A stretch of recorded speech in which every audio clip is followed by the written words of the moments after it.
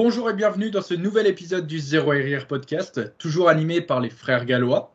Bonjour à tous. Et aujourd'hui, de retour après de nombreuses péripéties, encore une fois, parce que le dernier épisode a fonctionné, mais on était sur une série de malchance, on va dire, avec le podcast dernièrement. Et c'est vrai qu'on a enchaîné pas mal de problèmes. De mémoire, il y a 3 ou 4 épisodes qui n'ont pas fonctionné, il me semble. Non, 2 ou 3, je sais plus. Enfin bref, plusieurs épisodes qu'on avait tournés qui malheureusement n'ont pas pu fonctionner, on n'a pas pu les mettre en ligne pour diverses raisons. Mais logiquement, le problème devrait être réglé à partir de maintenant. Et le Zéro RR Podcast va pouvoir retrouver son rythme de sortie habituel qui est de 1, plus ou moins tous les 7 à 10 jours, on va dire. Ouais, c'est ça, pour donner un petit ordre d'idée, c'est ça, on essaie tous les 10 jours de tourner un podcast. Là, on va tourner pour la semaine prochaine. Enfin, c'est celui qu'on fait aujourd'hui, il sortira la semaine pro. De toute façon, il n'y a pas de temporalité par rapport à... je sais pas quel jour on est mercredi. Ouais. Non, très honnêtement, il peut sortir vendredi ou samedi, celui-ci. Tout Ok. dépend. Tout Donc là, nous dépend. sommes mercredi 22, donc voilà, attendez-le peut-être en fin de semaine. Tout dépend de comment j'arrive à gérer le montage. Et du coup, donc ouais, c'était assez intéressant tout ça, parce que bien encore une fois, vous nous avez montré l'engouement pour le podcast. Et c'est vrai que on prône toujours cette mentalité de ne jamais abandonner, etc. Et c'est ça, hein, c'est parfois, eh bien, ça va pas dans notre sens. Parfois, c'est compliqué et ça se passe pas comme on veut. Mais au final, ce qui compte, c'est de pas lâcher. Et c'est ce qu'on a fait, parce que c'est vrai que le dernier épisode, qui devait sortir. C'était un épisode en plus que j'avais monté, j'avais passé beaucoup de temps à le monter, etc. C'était celui qu'on avait tourné en live. Ouais. Et malheureusement, en fait, il était trop énorme. Le fichier faisait 40 gigas, etc. Ce qui était pour moi impossible de le faire. Et c'est une mauvaise manipulation tout simplement de mon côté, qui fait que le fichier malheureusement, a disparu. Et du coup, après, je pouvais plus le mettre en ligne parce que j'avais plus le fichier d'origine tout simplement. Ouais, c'est vrai qu'on a enchaîné une série noire, ouais, et maintenant que j'y repense, c'est deux podcasts qu'on a fait et qui ne sont pas sortis. Il y en avait un qu'on avait fait voilà, en visio, pareil, mais il y avait eu un problème de connexion et il y avait eu un décalage. Et après, voilà, il y avait le deuxième où on avait fait le choix de le faire en live. Donc, tu étais venu à la maison. Donc, on avait fait un setup super bien. Et puis, au moment du record, enfin, le record a fonctionné, il n'y a pas eu de souci.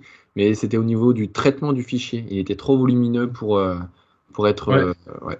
C'est ça. Après, il y a d'autres épisodes que j'englobais aussi qu'on n'a pas pu tourner à cause de d'autres problèmes techniques Ah oui, avant, oui. mais qu'on Ouais. n'avait pas pu tourner du tout. Là, c'est vrai qu'il y en a 2 qu'on avait vraiment tourné, on avait été au bout, sur lequel j'ai commencé à faire le montage ou même j'ai été au bout du montage et sur Ouais. lequel ils n'ont pas pu sortir derrière.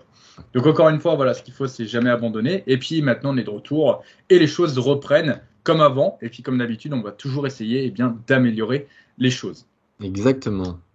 On va passer tout de suite au petit sommaire du podcast. On a sélectionné plusieurs questions et puis après, comme d'habitude, on fera un retour sur nos semaines. Et du coup, donc les questions qu'on a sélectionnées, donc on les traitera pas forcément dans cet ordre-là, mais je le prends dans l'ordre qu'elles viennent pour moi.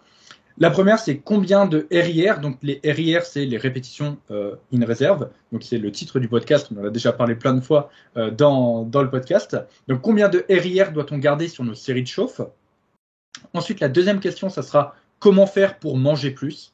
Petite interruption du podcast exceptionnelle, juste du coup pour te dire qu'on avait prévu 5 questions à la base et qu'au final on n'a fait que 2 parce qu'on a parlé très longtemps sur ces questions, on a développé pas mal de points, donc c'est pas très grave, les autres questions qui étaient prévues, eh bien, on les gardera pour les prochains podcasts et du coup eh bien, je te laisse avec l'écoute du podcast. Comme d'habitude, la tradition le veut, Rémi, je te laisse commencer et me faire un petit récap de ta semaine, nous faire un petit récap de ta semaine, parce que c'est vrai que moi ça m'intéresse, mais je pense que je suis pas le seul.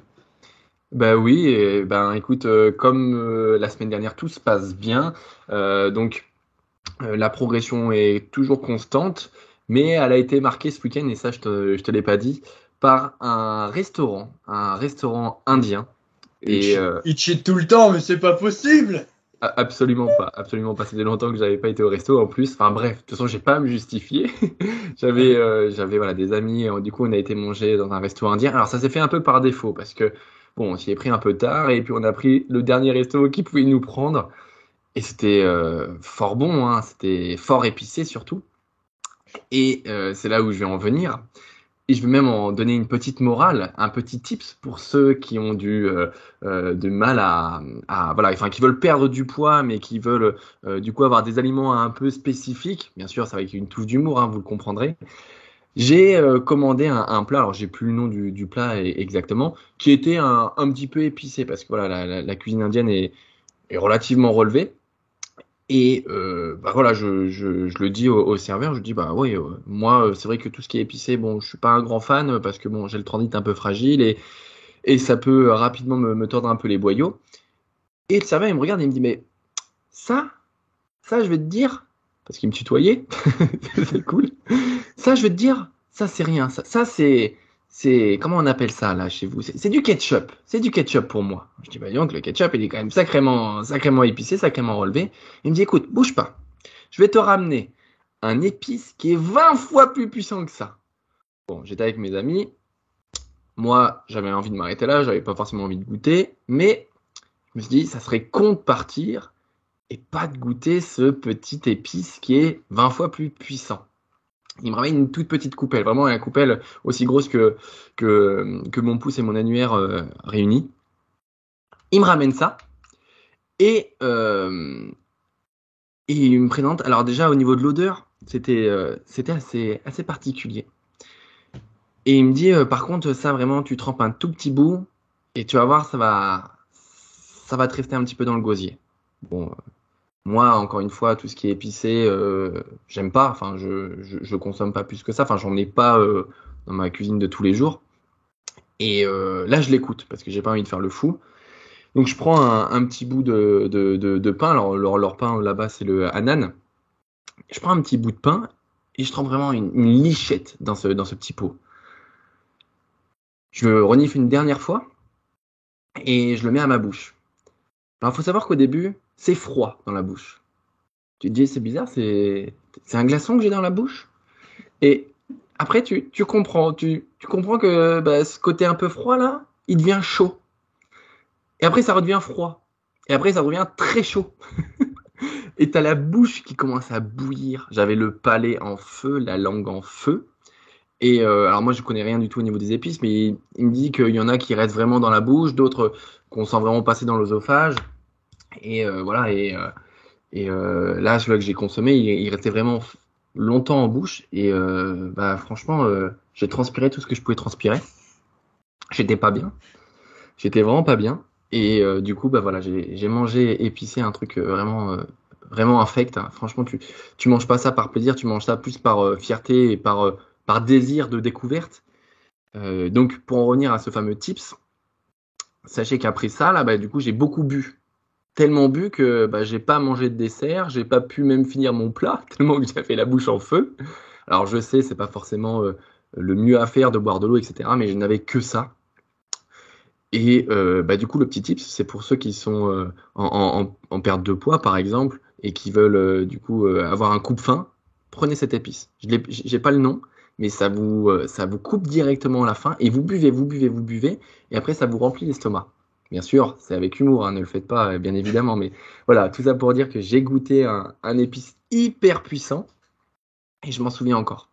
Mais c'est vrai que les épices, là, moi, c'est pareil, je suis ultra sensible, hein. Je prends un petit bout de moutarde, mais vraiment un tout petit bout de moutarde, je pleure. Je pleure, j'ai des larmes, je transpire 2 fois plus que lorsque je fais une série à l'échec au half squat, et vraiment, je suis pas bien.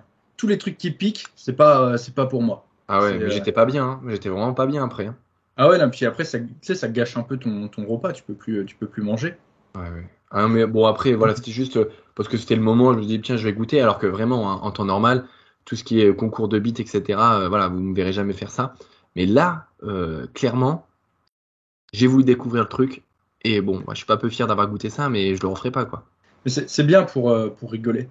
J'ai un jeu comme ça avec des amis. Alors, encore une fois, ne le faites pas. Mais souvent, ce qu'on fait lorsqu'on va au restaurant chinois, donc avec le restaurant à volonté, alors c'est pas forcément un resto chinois, mais il faut que ça soit un buffet. Ce qu'on fait, c'est on fait notre repas et à la fin du repas, en fait, chacun va chercher un aliment pour l'autre, pour quelqu'un. et du coup, on doit le manger. Et en fait, cet aliment, ça peut être tout et n'importe quoi. Et ça peut être un aliment un peu traficoté, etc. Pour vous donner un exemple, par exemple, une fois dans un restaurant, il y avait des petits gâteaux au chocolat. Et par exemple, je l'avais ouvert et j'avais mis genre une blinde de sel dans le premier. Et dans le deuxième, je l'avais ouvert et j'avais mis du wasabi. Et c'est ce genre d'aliment. Une fois, je me suis retrouvé à bouffer un citron complet avec la peau. Alors, moi, aucun problème. Mais c'est ce genre de choses. Et c'est vrai que parfois, quand c'est des trucs qui sont très, très, très épicés, bah, ça pique et ça peut faire très, très mal. Et puis, tout de suite, t'as plus envie de manger et t'as limite envie de vomir à cause d'un aliment. Donc, il faut faire quand même attention à ce qu'on mange. Mm. Et donc du coup, pour la petite anecdote et faire le lien aussi avec Robin Monstro que vous avez découvert dans le podcast, je voulais raconter l'anecdote parce qu'on s'est eu au téléphone. Et il me dit, ce qui est bien avec certains épices, et notamment celui que tu viens de consommer, c'est que ça brûle quand ça rentre et quand ça ressort.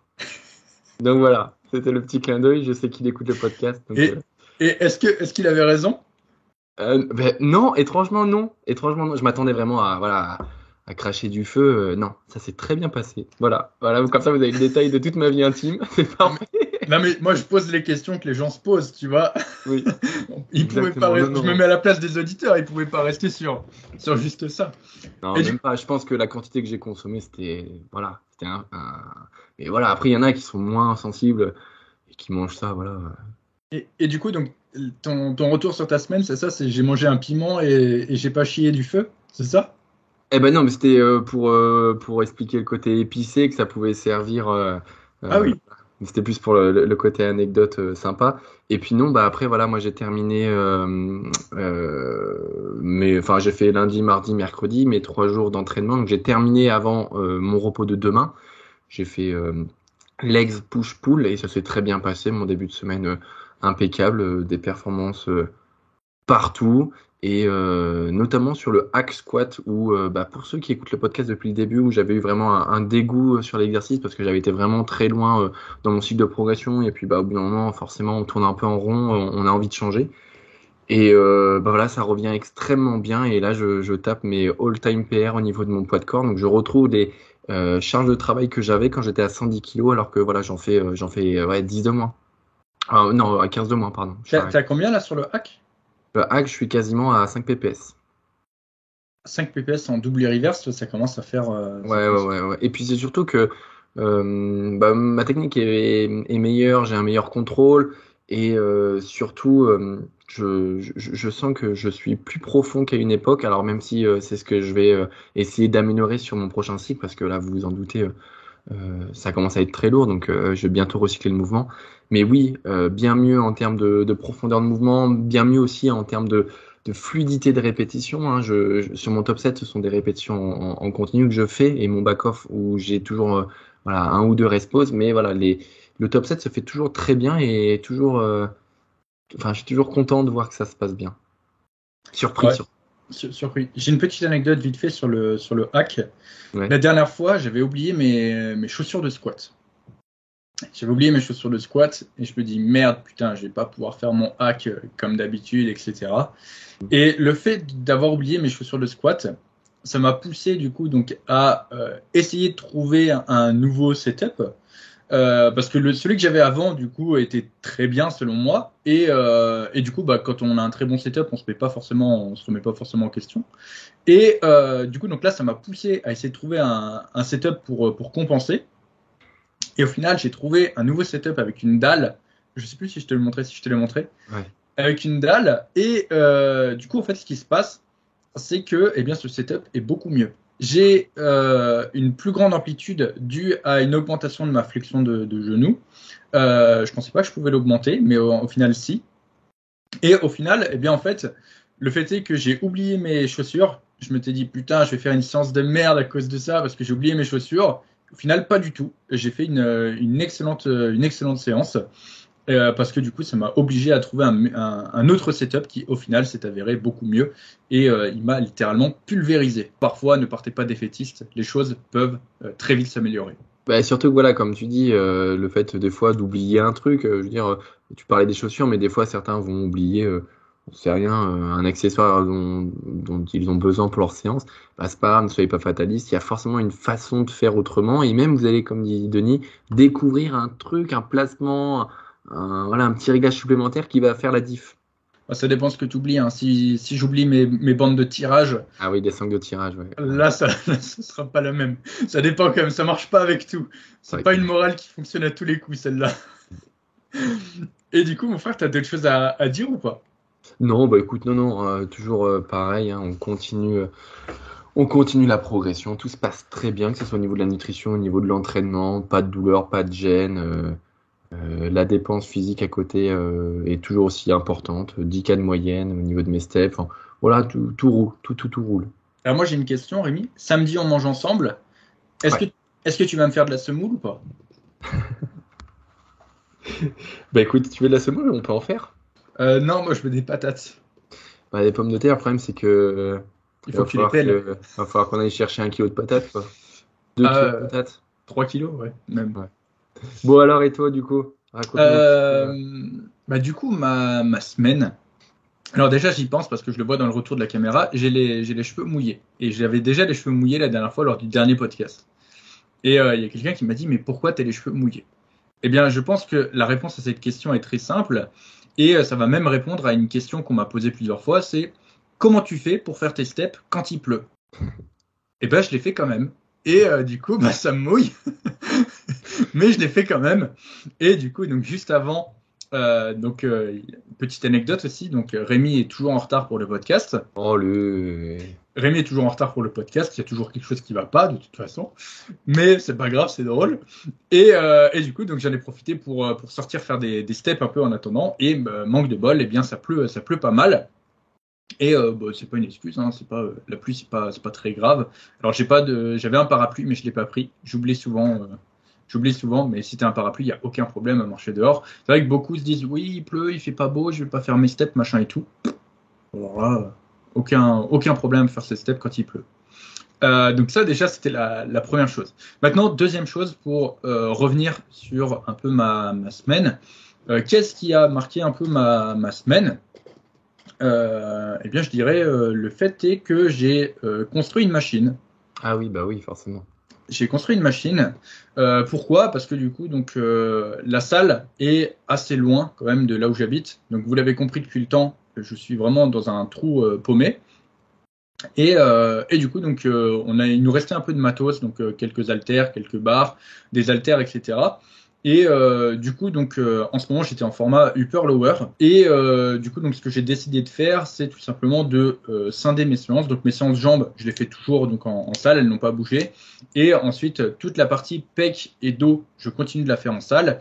Et toute la partie du coup, donc tout ce qui va être renfo plus épaules et bras, celle-là, je la fais dans mon home gym.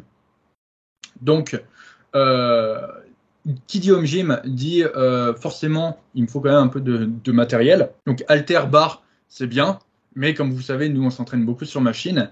Et quelle est la meilleure machine? Quelle est la machine la plus utile en musculation? Eh bien c'est une poulie. Donc j'ai décidé de créer une poulie. Donc l'avantage c'est que sur la ferme il y a plein de bouts de ferraille qui traînent. C'est pas n'importe quelle poulie, Denis, hein. C'est parce qu'une poulie, voilà, c'est une poulie quand même d'angle, une poulie réglable. Ah oui, alors C'est pas attends, juste la poulie verticale, voilà, comme on connaît. Non, c'est vraiment une poulie ah oui, oui, alors, tout en non. un. Alors bien sûr, c'est vrai que c'est une évidence, mais si je fais une poulie, c'est pas pour faire une poulie de merde. Certes, je fais mon matos avec des bouts de métaux que je retrouve par-ci par-là, etc. Mais le but, c'est quand même d'avoir une poulie avec des bras dissociés, une poulie réglable en hauteur. Et là, du coup, je spoil un peu, mais du coup, je vais faire un système aussi pour faire varier la courbe de résistance un peu plus facilement de la poulie et limiter les forces de frottement. Donc, je pense que je vais faire une série de vidéos d'ailleurs sur la construction de cette poulie. J'ai pris pas mal de clips pendant que je la fais. Et si du coup ce format de vidéo marche bien sur la construction des machines, etc., je pense que je le pousserai un peu plus loin et peut-être que même je créerai d'autres machines en fonction de si le format vidéo plaît ou pas. Mais du coup, donc oui, j'ai créé cette poulie et c'était quand même un challenge au final parce que je suis parti en mode il me faut une poulie mais eh bien ma poulie, le système de chargement, le système de variation du poids, le système de glissement, etc. Tout ça, en fait, j'avais plusieurs idées, mais en fait, c'est dicté surtout par le matériel que je trouve dehors. Et au final, en fonction de ce que je trouve, eh bien, il faut que je le transforme en poulie. Et parfois, donc c'est surtout du matériel agricole. Donc j'ai des cornadis, j'ai des cases à cochons, j'ai des trucs comme ça, et ça a des formes cheloues, c'est plié. Et du coup, ça, il faut que j'en fasse une machine. Donc c'était assez drôle. Et j'ai trouvé mon bonheur. Et puis après, bah voilà, je coupe, je scie, je brosse, etc.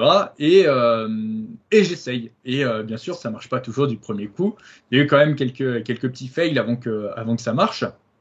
Mais au final, eh bien, c'était une très très bonne poulie. Enfin, ça a fini par fonctionner. J'ai même pu faire une séance. Alors, il y a quelques points à améliorer, mais elle est fonctionnelle pour le moment. Là, je vais l'améliorer bientôt. Et puis voilà, c'est à partir, enfin, du matos de récup au final. Donc, c'est plutôt pas mal. Mais là, j'ai encore quelques forces de frottement qui vont être limitées. Et c'est vrai que j'ai trouvé ça hyper intéressant parce que bah, déjà, ça a poussé ma réflexion sur la conception des machines. Ça m'a prouvé encore une fois que vraiment, j'aime vraiment ça. Et en plus de ça, eh bien, c'est très drôle de voir la théorie et la réalité. Tu sais, dans le sens où je me dis, putain, si je le fais comme ça, ça va marcher. Et au final, tu le fais, et en fait, ça marche pas du tout. Et oui. Et du coup, il faut que tu trouves une autre façon de faire. Et je trouve que ça, c'est super. Et en plus de ça, donc je suis sur la ferme où du coup donc il y a notre père aussi qui est là. Et donc rappelez-vous, notre père, c'est ouais la ferraille, etc. Gna, gna, gna, gna, gna. Sauf que notre père, il aime bien aussi construire des trucs et je pense qu'il me l'a un peu transmis.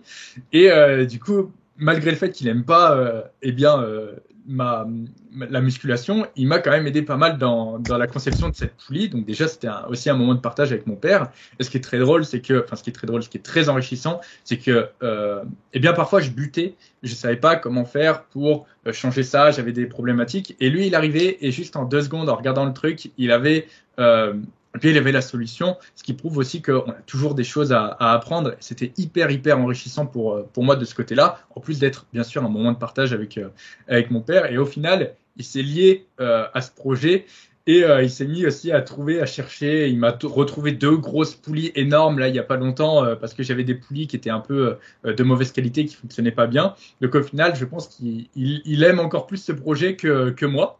Génial. Donc c'est un bon moment et c'est toujours un bon moment. On a encore parlé des prochaines modifications qu'on va faire là sur la poulie. En général, moi je fais tout l'aspect technique, etc. Et dès que j'ai un problème sur comment faire, eh bien lui il est là, il me dit ouais tu fais ça, tu prends une cornière, tu la perces là, machin, tu mets un contre-écrou, tac tac tac, et ça fonctionne. Et c'est vrai que tout ça, ça demande des connaissances que eh bien même si voilà je sais bricoler, je sais couper, je sais souder, machin, etc. Tout ça, c'est des choses que tu ne peux acquérir qu'avec l'expérience. Expérience que je n'ai pas forcément. Il faut des années. Hein. C'est la fameuse règle des 10 000 heures. Pour être vraiment bon dans un domaine, il faut passer 10 000 heures à exercer ce domaine. Et dans tout ce qui est muscu, nutrition, etc., bien sûr, j'ai bien plus de 10 000 heures. Mais quand même, dans tout ce qui est construction, eh bien, je suis loin d'avoir mon quota d'heures. Et c'est toujours hyper enrichissant d'avoir d'être entouré par des personnes qui ont énormément d'expérience, qui ont toujours des solutions, etc. Et c'est vrai que c'est vraiment un super moment de partage. Et là, j'ai hâte de finaliser un peu cette poulie et voir si, eh bien, du coup, j'ai besoin de d'autres machines par la suite. Ouais, rappelle-toi le projet aussi quand on était revenu à la maison et qu'on avait décidé de faire le home gym. Donc là, c'était génial aussi. On avait eu un bon moment de partage où notre père nous avait bien aidé aussi à construire les machines. Nous avait dit, bon, ouais, faites attention ici, là, va y avoir une faiblesse. Ici, je verrai plutôt ça, etc. Et bah, mine de rien, voilà, ça crée tellement de choses importantes que voilà, on n'imaginait pas. Et c'est toujours bien d'avoir des regards croisés, surtout avec notre père. Ouais, c'est ça. Et puis même, tu te souviens, pendant le confinement, il y avait un voisin aussi qui nous avait aidés. Ouais. Et Oui. c'est vrai qu'en termes de matériel, même si on a un peu d'équipement, on n'est pas non plus les plus équipés. Et c'est vrai qu'il il nous avait prêté un poste à souder. Ce poste à souder, c'était top. Ouais. C'est ça, ouais. Il nous avait équipé aussi en matériel de sécurité. tout ce qui est lunettes, gants, etc. Ouais, parce que ça, malheureusement, ça manque beaucoup. Hein. Ça, c'est vrai que. Exactement, la sécurité, c'est pas le truc le principal qu'on met en avant en général sur la ferme de manière générale. Mais c'est vrai que ouais, c'est toujours des moments de partage et du coup, donc justement, ce voisin aussi nous avait pas mal aidé, il nous avait donné plein de conseils, etc. Et c'est ça, le truc, c'est que eh bien, on peut jamais tout savoir dans tous les domaines. Il y aura toujours des gens qui sont plus compétents que nous et il faut savoir accepter les conseils des autres et ça peut être que enrichissant et voilà, ça peut aider tout simplement au développement et à la progression dans ce que tu fais. Donc ça, c'était l'élément important. Du coup, donc j'ai pu tester après bien cette poulie. Cette poulie est fantastique. J'ai pu faire des élévations Y en bilatéral. Je t'ai envoyé Ouais, la j'ai eu la vidéo. vidéo. Ouais. J'ai pu faire des extensions pour les triceps. J'ai pu faire mon arrière d'épaule. Enfin, j'ai pu faire quand même pas mal de petites choses. Donc j'ai pu faire une séance complète qui était pas mal productive. Je l'ai filmé d'ailleurs au complet, donc peut-être que je ferai une vidéo entraînement dans le home gym, je sais pas encore, ça dépend. Il y a plein de trucs comme ça que je filme, sur lesquels j'ai des idées et qui ne sortent jamais, donc on verra comment ça se passe. Dites-vous que ce que vous voyez sur mes réseaux, c'est le un tiers de ce que je produis et je poste vraiment pas du tout ce que je fais. Il y a toujours voilà je me dis ouais ça sera super, puis au final je le fais, je me dis non c'est de la merde, du coup j'arrête là. Donc c'est pour ça, parfois je me dis, ah tiens, mais ça j'en ai parlé dans une vidéo. Ah, mais la vidéo n'est jamais sortie. Et du coup, c'est comme ça et on verra bien. Donc ça, c'est voilà l'élément marquant. Sinon, quoi d'autre? Eh bien, je continue à m'entraîner. Je sens que je commence de plus en plus à avoir récupéré de l'opération. Je sens que je peux mettre quand même plus d'intensité. J'ai été quand même plus loin dans mes séances cette semaine. J'ai pu mettre quand même beaucoup plus d'intensité. J'ai progressé sur tous mes mouvements. Donc, j'ai pas spécialement à me plaindre. J'ai hâte vraiment d'être à 100% du 100%. Là, je dirais que je suis plutôt aux alentours des 85, quelque chose comme ça. C'est pour ça qu'il fuit toujours les entraînements que je lui propose. Non. Alors ça, c'est pareil. Avec Rémi, du coup, on s'est pas revu depuis un petit moment. On a fait quelques séances quand je suis rentré. Et Rémi, voilà, il est toujours en train de s'entraîner sur des horaires différents, ou alors il est dans une autre salle. Enfin bref, il a toujours des excuses. On connaît bien ça. Et puis après, il a oui, je progresse sur mon hack squat. Ouais, mytho. Ah, C'est juste que tu veux pas t'entraîner avec moi. Non, c'est vrai que les horaires, c'est le plus compliqué. On va bien y arriver quand même. Enfin, je trouve ça quand même fou que Ouais, si on prenne pas le temps. Ouais. tu viens t'entraîner dans le home gym. Ouais, ça Quand peut il être sera marrant. fonctionnel, on fera ça. Petit entraînement de le home gym. Parce qu'en plus, c'est vraiment un coin de grange. Hein. Vraiment, c'est minuscule. Il y a du bordel partout autour. C'est drôle, le sol, il est pas Mais droit. surtout que ça va être le retour au Enfin, gym. attends, les machines que je fais, elles auront quand même une meilleure gueule que celles qu'on a faites pendant le confinement. T'es en train de dire que t'es en train de critiquer la poulie avec les roues de vélo là? Ouais, elle était bien, mais Elle elle est était- dépassée, tu vois. Ça, c'était C'était la V1, c'était la version 1. c'était la V1. Là, on est passé là, c'est la V5 La quasiment V5 direct. direct. Bon, je pense qu'on a fait le retour sur nos semaines, mon frère. Ouais. On peut peut-être passer aux questions. Il y en a une qui t'inspire plus que les autres ou pas? Absolument pas, non. Je les ai même oubliés là, tu vois. On les a sélectionnés tout à l'heure et bon, je me rappelle de quelques-unes, mais Eh bien, du j'hésite plus coup, tout à fait. ben, moi, je vais commencer. Je vais Allez, te poser la première, Rémi. dis-moi. Com- Combien de reps de réserve doit-on garder sur nos séries de chauffe? Ah, alors ça c'est donc comme Denis l'a dit, les RIR, donc les répétitions en réserve, ce sont les répétitions qui te séparent on va dire, de l'échec musculaire. Donc quand tu t'échauffes, tu as tout intérêt à être très loin de cet échec musculaire, puisque il faut que tu arrives suffisamment prêt pour tes séries effectives qui, elles, du coup, devront être effectuées au plus proche de l'échec. Donc, tu as tout intérêt, quand tu fais ta montée en gamme, tes paliers intermédiaires pour arriver à ta charge de travail, à faire des répétitions, mais très loin de l'échec. Ça dépend bien sûr de l'exercice, ça dépend aussi de l'ordre dans ta séance. Certains vont nécessiter beaucoup plus de paliers intermédiaires avant d'arriver à ta série effective, donc ta série de travail. Mais voilà, sache que quand tu t'échauffes, tu dois en faire suffisamment quand même pour sentir ton corps, enfin sentir le muscle que tu vas solliciter. Mais par contre, tu dois être très loin de l'échec musculaire parce que l'idée, c'est quand même de conserver un maximum d'énergie pour arriver sur tes séries effectives. Donc voilà, je sais pas si ça va pas être très parlant, mais quand on fait un exercice, à toi de voir combien il te faut de monter en charge. Pour un exemple concret, j'avais fait une vidéo il y a un petit moment, mais sur le Romanian deadlift, voilà, je vais avoir 5 séries de chauffe, entre 4 et 5 séries de chauffe avant d'arriver à ma série effective. Toutes mes séries d'échauffement, elles sont extrêmement loin de l'échec, mais vraiment très très loin. Bien sûr, tu dois sentir que tu travailles ton muscle, tu dois sentir, voilà, mais les séries d'échauffement, elles sont là pour échauffer, elles sont pas là pour te foudroyer. Il y a tes séries effectives qui sont là vraiment pour te mettre une grande claque, mais pas celles qui sont du coup utilisées pour ta montée en gamme. Ouais, t'as bien résumé. Je pense que c'est une question assez courte. Il Ouais, faut c'est one shot pour le coup. Ouais. C'est ça. En fait, il faut bien faire la différence. Une série proche de l'échec, ça sera une série effective. Mm. Et une série qui est trop loin de l'échec, eh bien, ça sera une série de chauffe. J'ai d'ailleurs fait un réel sur ça il y a pas longtemps. Là, beaucoup se sont offusqués dans les commentaires, etc. Mais exactement, c'est ça. Hein. Une série qui est trop loin de l'échec musculaire, c'est une série de chauffe. Et en fait, sur ta montée en gamme, comme l'a dit Rémi, il faut pas que ça te crame. Le but, c'est de te préparer, c'est de préparer tes muscles, préparer tes articulations à l'effort qui va suivre, te préparer aussi mentalement Mentalement. à l'effort qui va suivre. Et le but aussi de cette montée en gamme, c'est également de te mettre en confiance sur ta série qui va venir ensuite.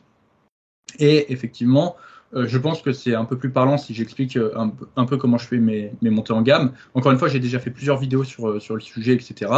J'expliquais clairement comment je faisais mes montées en gamme, mais je vais le réexpliquer là. Concrètement, je vais reprendre l'exemple de la vidéo. Dans la vidéo, je faisais du coup donc de la chest press à 5 ppс, donc à 200 kg pour ceux qui comptent pas en pps. Et du coup, donc je commençais, donc bien sûr, avant c'était mon deuxième mouvement. Mais avant ça, du coup, donc j'avais tout un échauffement complet, donc échauffement articulaire, échauffement musculaire. Je fais même du coup donc du cardio en général. Je fais entre 10 et 20 minutes de cardio avant mes séances. Ça dépend. Parfois, je fais moins. Là, ça dépend. En ce moment, je marche un peu moins dehors, donc je fais un peu plus de cardio en salle. Mais sinon, voilà, ça peut être aussi en dessous de 10 minutes. Ce qu'il faut, c'est juste que je sois prêt et que je me sente suffisamment chaud. Ce qui se passe là en ce moment aussi, c'est que j'ai pas de chauffage dans ma voiture et elle a des prises d'air, ce qui fait que j'arrive à la salle, je suis frigorifié. Donc, je marche aussi sur le tapis jusqu'à ce que mon corps soit réchauffé. C'est pour ça aussi que je marche un peu plus. Donc voilà, il y a ça. Cardio, échauffement du coup, donc articulaire, musculaire, etc. Et ensuite, il y a les montées en gamme. Sur l'exemple de la chest press, je commence du coup donc ma montée en gamme, je mets 1,5 ppс par côté. Ce qui fait du coup donc 30 kg par côté, 60 kg en tout. En général, je fais une dizaine de répétitions. Ensuite, du coup, donc, je mets en général 3 pps. Donc 3 pps, 60 kg par côté, c'est ça. Je sais même plus compter en kilos maintenant. Donc 120 kg. Et en général, là, je fais entre 5 et 6 répétitions. Ensuite, du coup, je monte à 4 pps, donc 160 kg. Et là, du coup, en général, ça dépend où se situe mon set. Mais je vais descendre, je vais faire voilà, entre 2 et 3 répétitions maximum. Et ensuite, en fonction de comment s'est passée cette série, soit du coup, je refais une chauffe à 4,5 pps. Et là, j'en fais qu'une. Et le but, c'est vraiment de me mettre en confiance. C'est-à-dire que vraiment, je vais la déraque, je vais la descendre, je vais la contrôler et je vais vraiment la monter le plus vite possible. Et en fonction de la vitesse à laquelle elle va monter, je vais me dire, c'est bon, derrière, je vais exploser mon set parce que du coup, elle m'aura mis en confiance. Et voilà, donc j'ai fait une rep. Et ensuite, ma série effective, c'est 5 pps. Et du coup, c'était sur cette série-là que j'avais pris un exemple, c'était des répétitions posées. Donc, je faisais une pause de 2 secondes en bas du mouvement. Et donc, sur la phase d'étirement. Et du coup, j'en avais fait 8. Donc, ma dernière montée en gamme, donc j'ai fait une rep à 4,5. Et derrière, sur ma série effective, j'ai fait 8 reps à 5 ppс à l'échec. Donc tu te rends bien compte que je suis extrêmement loin de l'échec musculaire sur mes séries de chauffe. Par contre, quand j'arrive sur ma série effective, là je suis prêt. Tu vois, je suis monté progressivement. Ma dernière était extrêmement proche. Au final, 4,5 et 5 pps, c'est très proche. Ma dernière aussi, je l'ai faite voler, donc elle m'a vachement mise en confiance. Et là, je sais que derrière, je vais vraiment assassiner mon set. Je suis en confiance et je sais que je vais progresser. Donc, voilà un peu un exemple de montée en gamme. Après, c'est sûr que plus tu avances dans ta série, enfin dans ta séance, et moins, par exemple, tu auras besoin de faire de montée en gamme. Mais c'est important que tu fasses des montées en gamme sur tous tes mouvements. Et plus tu vas mettre lourd, et plus du coup tu vas devoir faire des montées en gamme importantes, un nombre de montées en gamme importantes. J'ai déjà pris l'exemple du hip thrust à 400 kg. Tu te doutes bien que j'ai pas fait 2 séries de chauffe dessus. Tu vois, je suis monté. En plus, c'était pas mon premier exo. Là, si on prend du coup donc la suite de ma séance, donc après ma chest press, j'avais un high incline à la Smith. Le high incline à la Smith, je sais plus, je crois que c'était au moment où je faisais les 3 pps. Donc 60 kg par côté, 120 kg en tout. Et c'est pareil, du coup, donc je suis arrivé, j'ai commencé à 1 pps, après j'ai dû faire 2, 2,5 et 3. Voilà. Et donc voilà, après sur cette séance, je sais plus ce que j'avais d'autre. Je crois qu'après j'avais des écartés, un truc comme ça. Et sur mes écartés, je sais plus, je mettais pas très lourd. C'était la poulie de basique, je devais mettre 24, un truc comme ça, c'est 21 ou 24, je sais plus le stack de poids. Et là, je crois déjà j'avais 14, 18, 21, 23, 27, 23. 32. Ouais. Je sais plus, enfin j'étais voilà dans les 20. Et là, j'avais, je sais plus, 1 ou 2 montées en gamme. Et voilà. Et après, je crois que je refaisais du faisceau latéral de l'épaule. Mais dans une position différente. Et là, c'est pareil. Donc, je l'avais déjà fait en premier et j'avais que du coup, eh bien, un set. Parce que pareil, je mettais 9 kilos, je crois, sur la poulie, un truc comme ça. Donc, le premier cran, c'était 4,5 kilos et après, c'était 9 kilos. Ce qui fait que, vu comme je mettais très peu de poids, au final, j'avais qu'une montée en gamme. En plus, je l'avais déjà fait avant. Et pour les triceps, c'est pareil, je sais plus comment je faisais les triceps à ce moment-là. Mais du coup, c'est pareil, j'avais au final assez peu de montée en gamme parce qu'ils avaient déjà travaillé avant et je m'étais pas si lourd que ça au final. Donc j'avais une ou deux, quelque chose comme ça, série sur ma montée en gamme. Donc voilà comment ça se passe. Mais en aucun cas, les montées en gamme doivent te cramer. En aucun cas, les montées en gamme doivent avoir un effet négatif sur tes séries effectives. Au contraire, elles doivent avoir un effet positif, elles doivent te mettre en confiance pour tes séries qui vont venir derrière. Tout à fait. Ouais. Et c'est vrai que, tu as vu, j'ai eu une baisse de tension encore au niveau de l'électricité. Mais du coup, c'est vrai que les montées en gamme aussi, c'est vraiment un indicateur sur ta forme en fonction de la dernière, comment elle va monter, donc sur ta dernière montée en gamme. Parfois, je change un peu le plan. Et par exemple, je vais peut-être pas chercher à monter en répétition, mais plutôt en charge en faisant un micro-loading ou ce genre de choses. Tout dépend, mais c'est vrai que cette dernière montée en gamme elle te permet de te donner une indication sur ton état de forme et d'ajuster ta progression en fonction de comment elle passe. Donc si tu la fais pas, en fait, comment tu sais dans quel état tu te sens et voilà, moi si je la fais pas, mais clairement je me sens pas de faire ma t'as pas de repère, comme tu dis, voilà, c'est un repère hyper important. C'est ça. Donc au final, la montée en gamme, à combien de RIR? Je pense qu'on peut même pas compter le nombre de RIR tellement c'est important parce que voilà, ça doit être vraiment très loin de l'échec. Ça doit juste servir à te préparer pour tes séries effectives. Et puis après, en fonction de chacun, sur sa montée en gamme, vous allez vous caler sur des pourcentages. C'est vrai qu'il y en a qui fonctionnent comme ça aussi. Et vous allez voir que pour tel exercice, vous êtes mieux de faire 2 ou 3 séries d'échauffement, ou à l'inverse, celui-ci 2, comme disait Denis. Donc à vous vraiment de trouver, mais de faire ces paliers intermédiaires loin de l'échec. Ouais, alors les pourcentages, honnêtement, ça marche pas toujours avec. Pas toujours, ouais, mais c'est une façon. Faire. Ouais, mais ça, c'est une question qu'on m'a posée souvent. Si tu reprends, c'est souvent mes suivis qui me disent oui, mais sur les montées en gamme, est-ce que je fais par rapport à des pourcentages? Non, parce que par exemple, on va reprendre l'exemple tout à l'heure de mes élévations latérales à la poulie. Du coup, donc j'ai fait 50% de ma charge et après j'ai fait 100% de ma charge. Bah oui.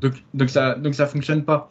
Faites par rapport à ce dont vous avez besoin et c'est pareil aussi en fonction des mouvements ta dernière série de montée en gamme, elle aura peut-être besoin d'être un peu plus proche ou un peu plus éloignée en fonction de ce que tu as besoin. Ouais. Je sais qu'à une époque, j'aimais bien, par exemple, quand je faisais du développé couché, que eh bien, la charge de ma série effective et la charge de ma dernière montée en gamme eh bien, soient quand même assez proches, parce que je savais que si elle volait, eh bien, derrière ma série effective, mon premier top 7 allait derrière voler. Donc ça dépend. Et ajuster aussi en fonction des mouvements. N'ayez pas peur de faire un peu plus de séries sur votre montée en gamme. Il vaut mieux en faire un peu plus que pas assez. Parce que dans tous les cas, ça vous cramera pas et ça pourra vous mettre un peu plus en confiance et vous préparer un peu mieux à l'effort derrière. Ouais, et même également, je veux dire, quand vous faites votre montée en charge, savourez, enfin, et prenez le temps de faire ces paliers intermédiaires.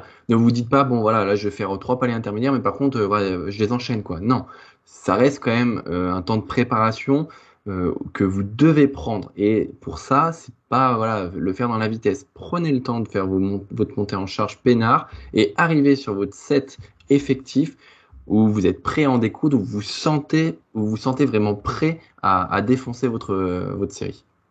Et du coup, ça peut paraître évident, mais je vois que beaucoup ne le font pas. Ayez aussi la même standardisation sur votre montée en gamme que sur vos séries effectives. C'est-à-dire que j'en vois beaucoup sur leur montée en gamme qui voilà, ne vont pas avoir tout à fait la même amplitude. Tu sais, qu'ils vont pas chercher à avoir l'amplitude complète, aller jusqu'au bout du mouvement, ou alors ne pas avoir le même tempo. Ayez la même standardisation, c'est assez important. Parce que derrière aussi, ça peut vous jouer des surprises si vous n'avez pas la même standardisation sur votre montée en gamme que sur votre série effective. Ouais. Ouais, ça rejoint un petit peu ce côté un peu explosif où vas-y, je néglige vite les paliers intermédiaires. Non, prenez le temps de bien les faire. Voilà, et voilà, défoncez votre set après. Ouais, c'est ça. Il y a tellement peu de gens qui s'échauffent, mais si tu t'échauffes, fais-le bien. C'est Puis ça le surtout truc. que vous allez y voir un intérêt enfin, immédiat. Si vous êtes vraiment, enfin, si vous avez fait votre montée en gamme, que vous avez fait votre échauffement de manière structurée, vous allez voir que vous allez exploser sur vos séries effectives. C'est fondamental. Ah, mais c'est ça. Et puis de toute façon, ça te met tellement en confiance que derrière, tu peux pas faire une série effective sans avoir fait une montée en gamme. Tu sais, Alors oui, ça peut prendre du temps, mais il faut le prendre. Il faut le prendre. tu sais, t'as déjà vu plein de fois en salle, genre le mec il est là, il dit tiens, soulève ça, ou alors tu sais, il prend tes haltères, il essaye de faire une série avec. Jamais de la vie je fais ça. Jamais de la vie je fais ça. Jamais. Si le mec il me dit ah tiens tu fais ça, alors déjà je lui dirais non, mais dans le cas où je dirais oui, il y aurait tout un processus d'échauffement avant que je le fasse. Oui, oui, bien sûr. Oui, comme on disait tout à l'heure là sur le débrief, les concours de beats, ça nous a jamais attiré. Les concours d'ego, etc. De dire oui, vas-y, tu veux pas essayer de battre la perf que je viens de faire? Bah déjà non, c'est pas dans ma prog, c'est pas le moment de faire ça. C'est Donc exactement ça. déjà ça met fin au débat quoi.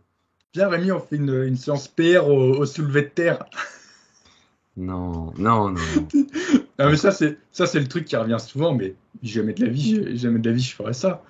Jamais de la vie je ferais ça. Déjà, ça sert à rien, et en plus de ça, enfin, on n'a même pas Certaines l'habitude de personnes y travailler. trouvent un intérêt, mais on va dire que nous, dans notre optique, dans la recherche de l'optimisation, ça ne nous intéresse pas. Après, bien sûr, s'il y en a qui veulent se défoncer à faire un concours de soulevé de terre entre eux, bien évidemment, enfin voilà, qu'ils le fassent. Il y a aucun souci. C'est juste que, encore une fois, chacun doit y trouver son compte, mais nous, c'est pas notre tasse de thé. C'est vrai que la dernière fois, je le disais déjà dans le précédent podcast, mais tout ce que je fais est régi par la balance bénéfice-risque. Quelque chose qui a plus de risques que de bénéfices, pour moi, je le ferai jamais. Donc c'est pour ça que je fais pas ce genre de choses, tout simplement. On a fait Et le tour. finalement, on avait dit ouais que ça allait être une question Question courte, il y en a pour 2 minutes. Hop, impossible. 30 Impossible. minutes. C'est ça, ouais. Tu sais, dans les contrôles, c'était en quelques mots, veuillez définir ce qu'est tac tac tac. Si c'était le thème du podcast, on ne pourrait pas. Prochaine question. Alors celle-là, je vais te la poser parce que je sens que tu l'aimes bien, c'est toi qui l'as sélectionnée. Hein. Comment faire pour manger plus? Ah oui, le fameux manger plus. Alors là-dessus, je pense qu'on va épiloguer pendant un petit moment.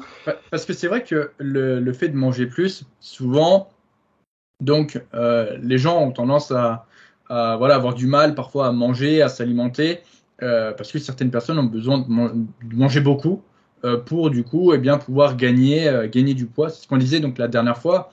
les personnes qui veulent prendre du muscle et qui sont plutôt maigres de base ont plutôt intérêt à être en surplus calorique parce qu'elles n'ont pas de graisse de stocker et il faut qu'elles créent du nouveau tissu. Et pour ça, le seul apport énergétique qu'elles peuvent avoir, c'est via l'alimentation. Du coup, elles ont plutôt intérêt à manger beaucoup et pour certaines personnes, ça peut être compliqué parce qu'il y a des problèmes d'appétit, il y a plusieurs petites choses dont on va parler en ce moment. Donc je commence alors ? Vas-y mon frère. Je te voyais bien parti. Non, je te sens inspiré.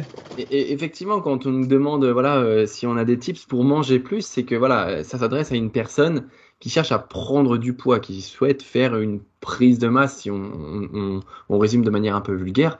Donc il y a plein de façons et je pense qu'on va étayer ça pendant de longues minutes.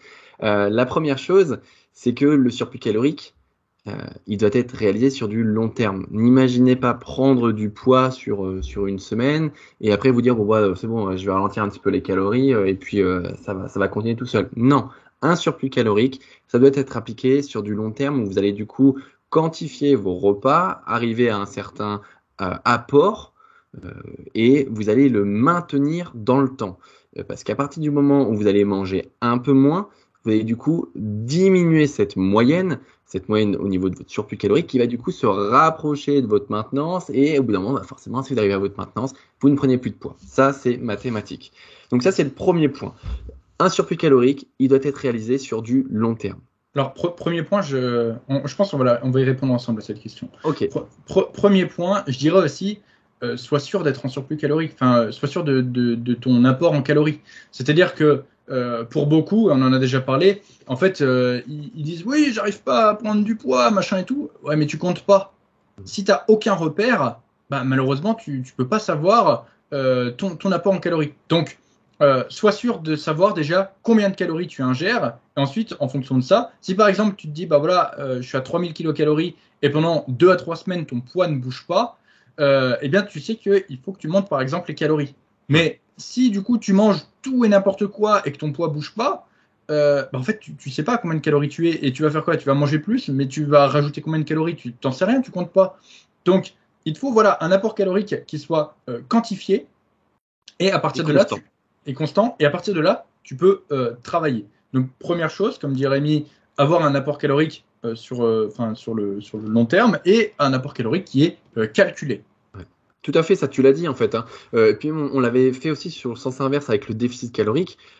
C'est peser, les données que vous allez récolter lorsque vous allez monter sur la balance, elles sont importantes. Si vous montez sur la balance et que vous ne prenez pas de poids et que vous cherchez à prendre du poids, c'est clair que vous arrivez à un palier où vous devez augmenter votre apport calorique. Donc bien sûr, on ne dit pas de se peser chaque jour et si au bout de 2 jours vous n'avez pas pris un gramme sur la balance, c'est pas forcément que vous êtes arrivé au seuil de votre maintenance. Il faut aussi se dire que c'est sur du long terme. Si vous ne prenez pas de poids on va dire sur une semaine, là à ce moment-là vous augmentez les calories. Mais par contre, à condition d'avoir respecté toute la semaine cet apport quotidien que vous jugez être être le bon pour faire votre surplus calorique. Une semaine, c'est même un peu court. Moi, en général, j'ai tendance à dire oui, si ton poids monte pas sur 2-3 semaines, à ce moment-là, tu montes. Parce que souvent, là, je pense que beaucoup de mes suivis qui écoutent ce podcast se reconnaîtront, que ça soit dans un objectif de perte de gras ou de prise de muscle, parfois, il arrive que sur une semaine, le poids ne bouge pas. Exactement. Et même parfois sur 2, et d'un coup, tu ne touches pas les calories. Et du coup, le poids se débloque. Donc parfois, c'est comme ça. Le poids, c'est quelque chose qui varie énormément. Ouais. Et du coup, en fait, plus ta moyenne de données est courte et moins c'est précis. Plus ta moyenne de données est sur une longue période et mieux c'est et plus tu peux prendre les bonnes décisions. On va prendre les deux extrêmes, mais imagine, tu veux prendre du muscle et tu te pèses le lundi, tu fais 70 kilos et tu te pèses le mardi, tu fais 69 kilos. Exactement, ouais. Et là, tu te dis, oh mon Dieu, il faut que je monte les calories. Ouais. Et au final, imagine, maintenant, on prend deux extrêmes, sur un mois, tu avais commencé le mois, tu étais à du coup les fameux 70 kilos et à la fin du mois, tu es à 72 kilos.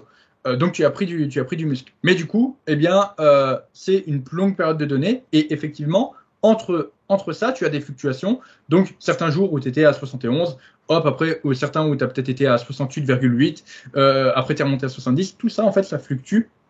Et en fait, on pense que le poids, c'est peu importe ton objectif, que ce soit une prise de muscle ou une perte de gras, eh bien, il va monter de façon linéaire ou il va descendre de façon linéaire. Ouais. Mais en réalité, non, c'est fait. Et je t'ai bien mimé celui-là. Denis Bruiteur. Exactement. Et du coup, eh bien, c'est sûr qu'il faut faire avec ça. Et plus du coup les données que tu peux avoir seront sur une longue période. En plus, plus tu as de données, plus tu peux utiliser des modèles mathématiques, par exemple une courbe de tendance, une moyenne mobile exponentielle, tu peux Voilà. plein de choses. Et du coup, eh bien là, tu sais après comment prendre les bonnes décisions et à quel moment. Mais c'est sûr que moi, je vois trop de personnes. Oui, mon poids, il monte pas depuis 3 jours, je vais monter les calories. Bon, alors là, tu peux être sûr que tu vas faire du gras. Donc, non, ne soyez pas pressés. La progression en musculation, c'est un processus qui prend du temps et il faut être patient. Exactement, mais surtout tu parlais des données, mais il faut essayer de trouver les meilleures données pour qu'elles soient le plus stables possible. Ce que je veux dire par là, c'est que effectivement, la donnée la plus importante, ça va être la balance, le poids sur la balance. Il va falloir essayer de chercher d'avoir un poids le plus cohérent et surtout avec le moins de variables différentes. Donc, ce qu'il va falloir faire, c'est vous donner un rituel de prendre votre pesée, par exemple, tous les matins à une certaine heure, à jeun ou avant d'aller aux toilettes, etc., pour essayer d'avoir les données les plus précises possibles. Et ça, la somme de toutes ces données, donc les données de poids, les données de mensuration, les données de digestion, de sommeil, d'entraînement, etc., tout cumulé, vous allez pouvoir vraiment établir la tendance, si vous êtes sur une tendance à prendre du poids, à perdre du poids, ou plutôt voilà, à rester sur une maintenance. Et à ce moment-là, vous pourrez faire des réglages. Mais c'est vraiment avec l'ensemble de ces données sur plusieurs semaines, donc ce fameux long terme, que vous allez pouvoir en tirer des conclusions, des vraies conclusions. Après, il faut faire attention aussi sur, tu dis le poids, c'est la donnée la plus importante, c'est l'indicateur le plus important. Pas forcément. Il y a d'autres indicateurs. Il y a d'autres indicateurs, on en a déjà parlé. Mais c'est vrai que après, en fonction en fait eh bien, de ton point de départ, le poids sera un indicateur effectivement plus ou moins important. Par exemple, si tu es tout skinny avec vraiment 6% de body fat, que tu commences la muscu, etc., que tu es vraiment très fin, c'est sûr que le poids va être un indicateur important. Si par contre, voilà, tu commences un surplus calorique et que tu es un peu gras, tu vois que tu es aux alentours entre, on va dire, 14-15% de body fat, ça sera peut-être pas forcément un indicateur avec autant de poids que si tu es à 6% de body fat. C'est ça que je veux dire. Parce que tu as ta composition corporelle avec ta masse maigre, ta masse grasse, tu as tout à fait raison, mais c'est quand même issu de ta pesée, enfin de tes pesées et de tes mensurations en lien. Ouais, c'est ça, mais voilà, c'est pas le seul indicateur. C'est-à-dire que si tu es à 14-15% de body fat, que tes mensurations bougent dans le bon sens, que du coup tes performances bougent dans le bon sens et que visuellement tu bouges aussi dans le bon sens, et bien c'est que tu vas dans la bonne direction. Donc le poids en fonction des différentes situations est un indicateur qui va pas avoir le même intérêt. Bon, alors là, du coup, on a fait un bon aparté parce que la question initiale, c'est quand même comment manger plus. On n'y a pas répondu. Hein. On n'a toujours pas répondu. On a juste dit que voilà, le manger plus, il fallait l'appliquer sur du long terme et qu'il fallait voilà, traquer un maximum de données. Ça, voilà, c'est, on va dire, le premier point. Le deuxième point que voilà, je me suis noté, c'est les sources de tes aliments. Ce qu'il faut avoir dans ta diète, ce sont des aliments que tu aimes manger. Ça sert à rien de te forcer à bouffer des quantités astronomiques d'un aliment que tu ne vas pas manger, enfin que tu vas prendre, tu vas prendre aucun plaisir à manger. Ce qu'il faut, c'est que tu trouves des aliments, comme je l'ai dit, que tu aimes manger et que tu vas cuisiner, préparer et prendre plaisir à manger. En lien avec ça, il va y avoir la source de tes macronutriments. En gros, si par exemple tu as un volume dans ton assiette qui est hyper important parce que tu privilégies une alimentation riche en glucides, donc au niveau de tes sources principales de carbs, et ben peut-être que si tu as du mal à finir ces assiettes-là, peut-être que tu peux jouer sur tes lipides. Donc diminuer un petit peu la quantité de tes sources principales de féculents, qui sont tes sources de carbs, et augmenter un petit peu tes lipides via des aliments un peu plus riches en graisse.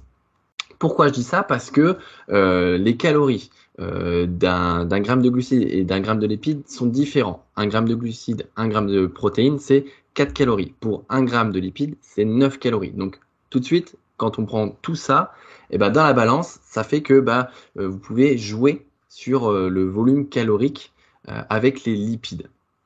Ensuite, j'ai donné un petit peu le tips d'augmenter ses lipides. Bien sûr, il faut prendre des bonnes sources de lipides. Il y a des aliments qui vont être agréables à consommer et importants de manger pour du coup avoir un bon équilibre et surtout avoir un apport avec de bonnes sources.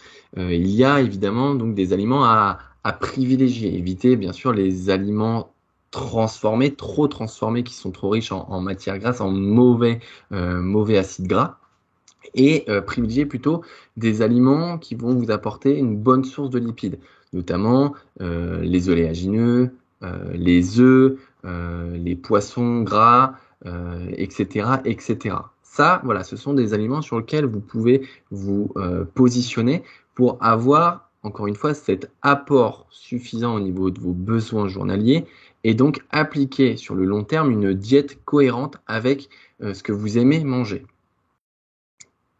Tu rebondis un peu là-dessus ? Tu as d'autres choses à ajouter ? Non, mais là, tu as commencé, tu as donné trop de choses, donc je te laisse continuer, et après, je rajouterai des informations. Non, mais rebondis là-dessus, après, on parlera peut-être d'un autre point. D'accord. Alors, par rapport à ça, donc Rémi l'a souligné, c'est sûr que tu sois en objectif de perte de gras ou en objectif de prise de muscle, il faut que tu aimes ce que tu manges dans ta diète.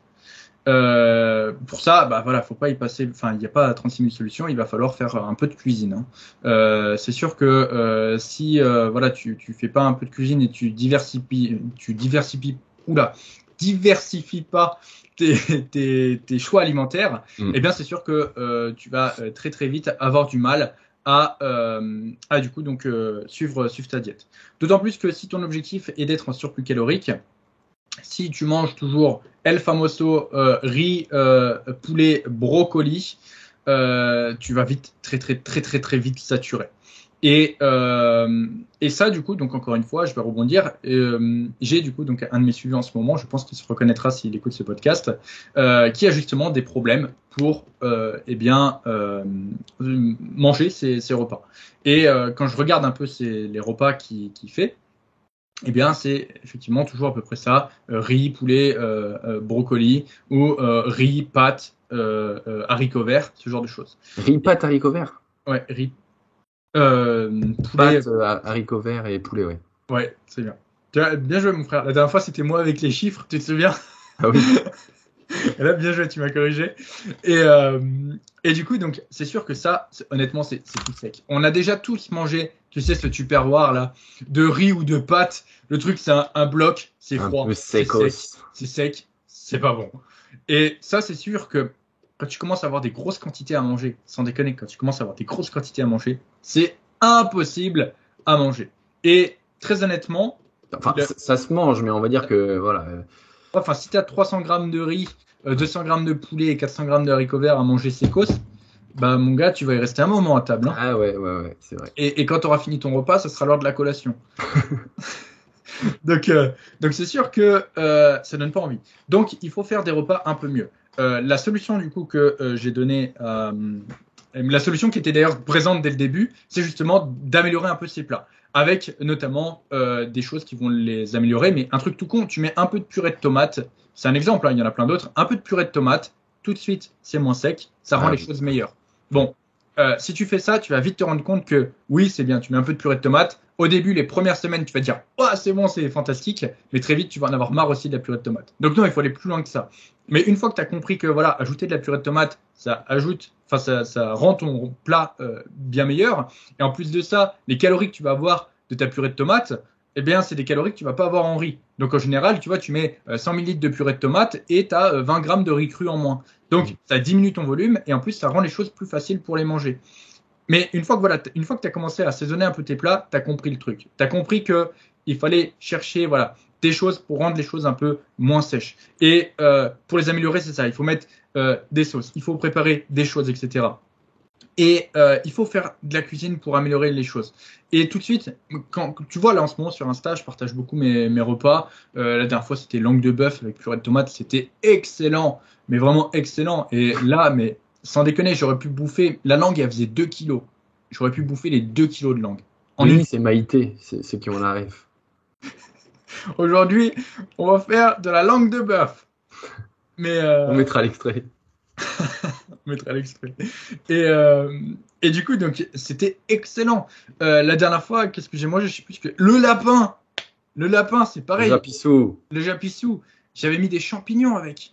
Mais c'était excellent. Et, et voilà, il y a plein de trucs comme ça. Et ça peut très très vite améliorer tes repas. Et en fait, quand tu finis ton repas, t'es là. Mais moi, ça m'a fait plein de fois quand j'étais en surplus calorique. Et pourtant, je consommais plus de 5000 kilocalories. Je finis mon repas, c'est tellement bon, je pourrais encore manger. Et si tu finis pas ton repas dans cet état-là, c'est que, eh bien, il y a quelque chose qui va pas. Et si toi, tu es là en mode oh, j'arrive pas à finir mon repas, machin, c'est que malheureusement, eh bien, tu ne t'appliques pas assez dans ta cuisine et tu ne t'appliques pas assez dans ton plat que tu fais. Donc, honnêtement, je vois, regarde la dernière fois, bourguignon, mais c'est trop bon. Même le pot-au-feu, excellent. Tu mets tes légumes, tu mets ton pot-au-feu, tu laisses cuire, tu en as pour 3 jours au moins. Après, ça dépend de la taille du pot-au-feu. Mais les légumes, ils étaient excellents. Tu mets ça, tu prends voilà, quelques pommes de terre, tu prends ton riz, ton jus au final, enfin que tu as à l'intérieur, voilà, c'est ton jus de légumes, c'est excellent. Tu peux mettre du bouillon de légumes en plus. Ça, c'est même pas de calories, c'est juste voilà des arômes, des épices, etc. Voilà, cherche, va plus loin que le bout de ton nez et tu verras, tu trouveras forcément des solutions. Et en plus de ça, les calories que tu vas avoir sur la préparation que tu fais à côté, par exemple, je sais pas, tu fais du riz, poulet, crème de coco curry. Voilà, on m'a demandé ça il n'y a pas longtemps dans une des diètes d'un de mes suivis. Bah, c'est excellent. La crème de coco, en plus, c'est assez calorique. Ouais. Ce qui fait que, bah, paf, ça a diminué la quantité de riz et le repas, mais il l'a déglingué. Et à la fin, du coup, il avait l'impression que, bah, il avait pas ses calories. Parce qu'il se sentait pas, il était là en mode putain, mais j'aurais pu encore en manger, etc. Et si tu n'as pas cette impression-là, c'est que tu n'es pas assez impliqué dans ta cuisine. Et on le dit, et c'est pas compliqué la cuisine, c'est pas compliqué. Mais c'est sûr que si tu es juste à l'étape de riz, poulet, un peu de purée de tomate ou quelques épices, ça c'est bon, c'est le repas de la flemme, ça va vite fait. Mais très honnêtement, ça te prend pas plus de temps parfois de faire cuire quelque chose, de préparer quelque chose. En plus aujourd'hui, il y a plein de. Moi je vois j'ai un cookéo, j'en ai jamais parlé. Mon cookéo, je l'appelle Brigitte. Voilà, petite exclue. Brigitte, oui. Mon cookie, Brigitte, c'est qu'elle fait des bons plats, Brigitte. Et Brigitte, elle cuisine très très très bien. Brigitte, voilà, je lui dis tac tac tac, je mets mes quantités. Alors bon, il y a des quantités, mais quand je mets pour 6 personnes et que c'est pour moi tout seul, je culpabilise un peu. Alors du coup, je mets en mode manuel. Et je sais maintenant, j'ai un peu l'habitude. Je mets tous mes trucs dedans, mais vraiment, mais je me prends même pas la tête. Je mets les trucs, je mélange même pas, je mets un peu d'eau. Je dis allez Brigitte, je lui tape sur le capot comme ça. Je dis allez, prépare-moi ça, Brigitte. Et elle bip, tu sais, elle fait bip. Ça veut dire d'accord. Et je me casse en général, je vais marcher. Et quand je reviens, Brigitte, elle a préparé mon repas. Et sans que j'ai eu besoin de rien faire. Alors, j'ai pas d'affiliation avec Cookéo, machin et tout. Mais je vais quand même vous donner un tips. Ma Brigitte, je l'ai payée, je crois, 40 balles sur le Bon Coin. Ouais. Sur le Bon Coin. Aujourd'hui, neuf, je crois, ça doit coûter 300 balles, etc. C'est un peu cher. Ouais. Mais en plus, moi, c'est une version, c'est pas la version de base, c'est la version qui est reliée à mon téléphone, etc. Donc, je sais un peu où elle en est dans sa cuisson, machin et tout. T'as des recettes sur le téléphone, machin. Donc, c'est vraiment pas mal. Mais cherchez sur le Bon Coin, vous pourrez peut-être vous trouver une Brigitte. Alors, l'appelez pas comme moi, trouvez-lui un autre nom pour votre cookie. Et du coup, vous pourrez voir que voilà, ça va vous faciliter la vie. Sinon, bah voilà, une cocotte minute, un truc tout con, ou une casserole. Enfin, tu peux faire plein de trucs. Et il faut que tu prépares des repas qui te donnent envie et que tu aimes manger. Et c'est sûr que pour ça passe par des repas qui ne sont pas secs. Ça, c'était le premier point sur lequel je voulais rebondir. Deuxième point. Rémi a parlé de la répartition des macronutriments. Ouais. Effectivement, plus tu vas avoir au niveau de ta répartition des macronutriments, des protéines et des glucides, et plus tu vas avoir un volume alimentaire important. Comme Rémi l'a dit, ça vient du fait que les protéines et les glucides sont moins caloriques que les lipides. Et à l'inverse, plus tu vas avoir du coup donc des repas qui sont plutôt riches en lipides, et plus du coup ton volume alimentaire sera faible. Exemple, si tu es en sèche, essaye de te faire un petit déjeuner avec des flocons d'avoine et du fromage blanc 0%. Et maintenant, essaye de te faire un petit déjeuner avec des œufs et par exemple du pain. Tu vas voir que le volume alimentaire va pas être le même. Et dans un cas, tu vas te retrouver avec un bol énorme à calories égales, et dans l'autre, eh bien, tu vas te retrouver avec 3 œufs et une tranche de pain. Donc, c'est sûr qu'il faut jouer là-dessus. Par exemple, moi, de manière générale, que je sois en déficit ou en surplus, j'aime quand il y a du volume dans l'assiette. Ouais. Donc, je serai toujours très riche du côté des glucides et des protéines, et un peu moins en termes de lipides. C'est pas le cas de tout le monde. En général, Ça, encore une fois, c'est voilà, un facteur personnel qui correspond pas à tout le monde. c'est ça.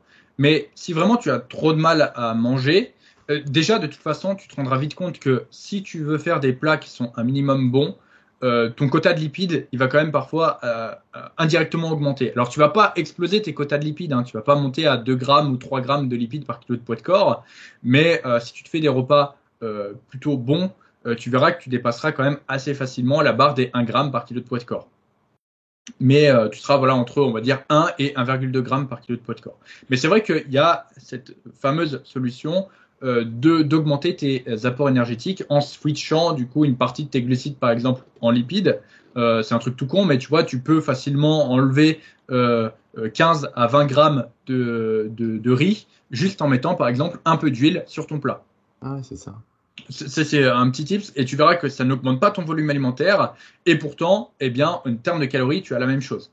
Bien sûr, je vous vois, n'abusez pas dans le truc en mode mettez pas une bouteille d'huile d'olive et 2 grains de riz dans votre assiette, Ouais. ça marchera pas. Parce qu'après, vous allez vous terminer à vous faire des shooters d'huile d'olive, et, et on en a déjà parlé, c'est pas une très bonne expérience. Oh, d'ailleurs, petite anecdote, il y a quelqu'un qui a écouté le podcast récemment, et il m'a dit putain, je pensais que j'étais le seul à faire ça. Il dit, mais moi, pour que ça passe, je mets de l'eau avec. Oh non, la Et pire chose. il m'envoie, tu sais, son verre d'eau. Et je vois l'eau qui est au fond. Et sur le dessus, tu as 1 centimètre. Ah, ça se dilue pas Ah forcément. non, ça se mélange pas. Oh Ça se là mélange là. pas. Et du coup, mais vraiment, j'ai eu le goût, tu sais. Je suis là, ah, c'est pas bon. Dégueulasse. Dégueulasse. Et du coup, voilà, petite anecdote. Donc voilà, on peut facilement switcher ça. Également, tu peux, au niveau de tes sources de protéines, passer sur des sources un peu plus grasses. Tu sais, on va prendre deux exemples. Si tu passes ton poisson blanc sur du saumon, tu vas voir qu'en termes de calories, ça va pas être la même chose. Et du coup, par exemple, eh bien, si tu veux garder ton nombre de protéines via ton poisson, eh bien, c'est sûr que à côté, tu vas devoir diminuer un peu tes glucides. Donc, par exemple, si tu fais colin avec des pommes de terre et colin avec du saumon, tu vas voir que ta quantité de pommes de terre elle sera plus faible. C'est clair. Donc voilà, tu peux switcher ça, sur ça. Pareil, si tu prends du bœuf 5%, passe par exemple sur du 20%. Tu vas voir que ça ne changera pas le volume. Et du coup, ça va réduire ta quantité à côté. Tu vas facilement avoir tes calories. Donc il y a plein de trucs comme ça. Le poulet, tu passes sur du blanc enfin ton filet de poulet, tu prends des cuisses de poulet. Voilà, c'est ça. Les cuisses de poulet avec la peau, ce sera bien meilleur pour votre santé aussi. Et puis, ça sera surtout moins cher. C'est ça. Mais voilà, il y a plein de solutions. Et le problème des personnes qui me disent j'arrive pas à manger, j'ai pas d'appétit, c'est souvent que justement elles ne varient pas assez, elles ne préparent pas assez leur plat, et elles sont voilà, c'est une vision très étriquée où il y a juste les sources de protéines qui existent, c'est poulet, bœuf 5%, les légumes c'est haricots verts en boîte, brocolis surgelés, et les sources de glucides existantes c'est le riz et les pâtes. Exactement. Ouais, tu as tout à fait raison. Et puis, du coup, bah, ces personnes-là vont se transformer en mode gavage plutôt qu'en mode je mange pour manger et faire plaisir, en fait. Et les gens, du coup, vont rentrer dans cette relation très malsaine avec la nourriture où ils vont dire ouais, vas-y, faut que je bouffe. Et puis, tant pis, il faut que ça rentre, quoi. Tant pis, il faut que j'ai des calories à consommer, peu importe comment elles sont. Donc, évidemment que vous devez avoir dans votre diète des aliments qui vous font envie. Si vous avez envie, comme le dit Denis, de diversifier vos repas, bah, alternez certaines sources. Et aussi, faites pardon, c'est pas français, faites des plats en sauce. Enfin voilà, il faut faire des plats en sauce avec du jus, avec pourquoi pas si vous aimez un peu le fromage, bah voilà, le fromage c'est assez calorique. Si vous voulez mettre un peu de gruyère, un peu de parmesan, un peu de mozza, un peu de ricotta, enfin bref, allez-y. Bien sûr, avec parcimonie. L'idée c'est pas non plus que ça se transforme en du gruyère râpé au riz, quoi, enfin, ou du gruyère râpé aux pâtes. Prenez des petits aliments, ajoutez-les tranquillement dans votre diète et vous allez voir que ça va tout changer. Alors avec Denis, on avait lancé un peu cette idée de faire des plats en sauce avec des plats où ça baigne dans du jus parce que on était dans le cadre d'un déficit calorique et c'est vrai que on aimait avoir ce volume, enfin on aime toujours avoir ce volume dans notre assiette et donc du coup bah c'est bien de le noyer un petit peu avec plein de légumes, plein de jus pour optimiser du coup notre temps de repas et donc de faire beaucoup plus d'aller-retour entre sa gamelle et sa bouche et donc de manger plus, de consommer plus de liquide et donc ça prenne un peu plus de place dans l'estomac. Voilà, n'hésitez pas à manger des plats goûtus. Il y a Denis parlait des épices, mais si vous avez besoin de rajouter une petite vinaigrette ou un petit truc, tant que c'est quantifié, vous pouvez. De toute façon, à partir du moment où ça passe dans tes calories, tu peux. Voilà. Il n'y a pas de, on va dire, d'aliments, surtout si c'est toi qui le prépares. Tu as un contrôle total sur ce que tu mets dans ton assiette. Donc pourquoi tu t'en prives?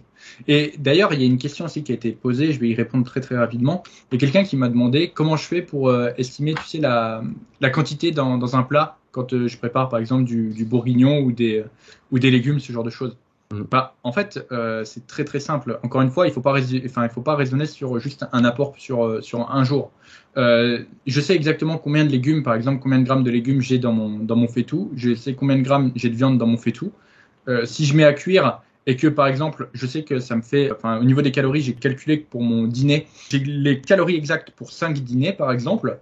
Eh bien, c'est bon, ça va passer. Et même si j'en mange un peu plus sur un jour et un peu moins sur un autre, au final, ça va se lisser sur les 5 jours. Voilà. Et donc, sur les 5 jours, j'aurai les calories qu'il me faut. Donc, au final, les gens se créent des problèmes eux-mêmes.